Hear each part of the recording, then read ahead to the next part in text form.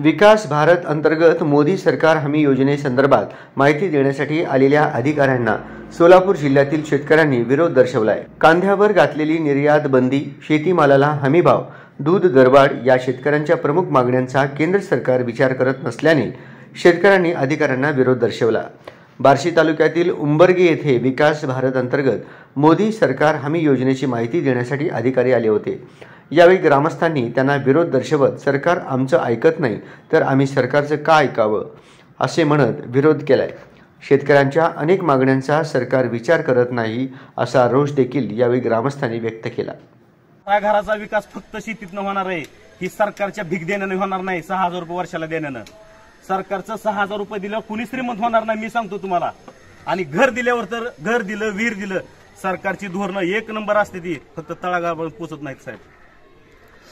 2,000 दिल्यावर कोणच मोठा होणार नाही हो, फक्त ही तुमचं शेतीमाल पिकलेलं बाहेर देशात त्यालाच भाव द्या, बाकी काय देऊ नका म्हणून एक्सपोर्ट करू द्या।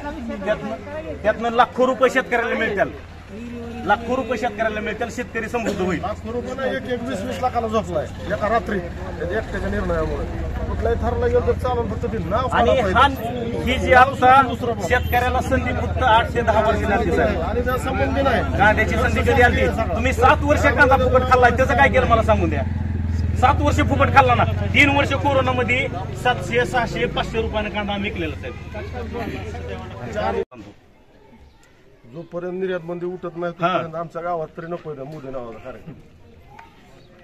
मोदी नावाचा खासगीत बोलायचं निर्णय त्यांनी घेतला, त्या विषयावर तुम्हाला अडवता येत नाही। तुम्हाला फक्त आम्ही माघारी पाठवू शकतो त्या मोदी नावावरच।